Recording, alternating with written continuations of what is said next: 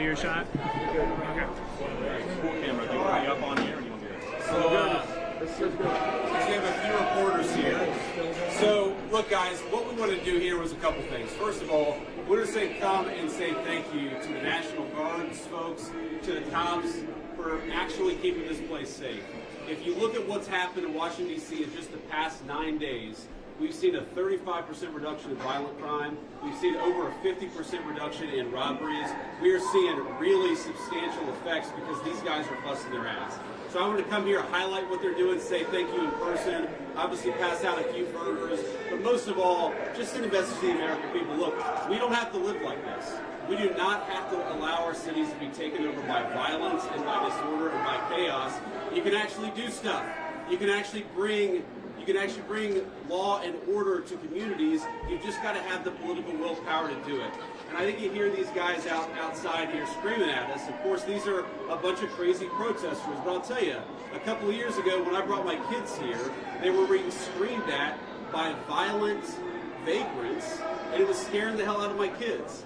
And one of the things that we've done already in Union Station in just 9 days is we've made it a place where people can walk around safely. They can bring their kids again. They can see this beautiful monument, the architecture. They can have a meal with their friends and their loved ones because, again, we brought some law and order back to Washington, D.C. So I want to thank Pete Hegseth and Stephen Miller. I want to thank all the people, the guardsmen here and the police officers who have worked very hard. And I know that we've traded now some violent, crazy people who are screaming at kids with a few crazy liberals who are screaming at the vice president, but I think that's a very worthwhile trade to make because we want our people to be able to enjoy our beautiful cities. And the last thing I'll say is to the American people, D.C. is already safer than it was 9 days ago, but we're going to make it safer still to come. This is your city.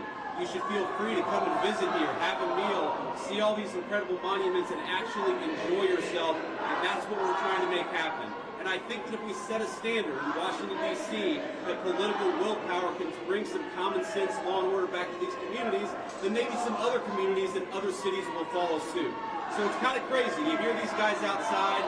They appear to hate the idea that Americans can enjoy their communities. They do the fact that D.C. a week ago had a higher murder rate than Trinidad and Tobago, which the United States State Department has said you shouldn't visit because it's unsafe. We ought to be able to enjoy great American cities. That's what we're trying to do with the Trump administration. And we want to thank all of our law enforcement and National Guardsmen for making it possible. We made a lot of progress in 9 days.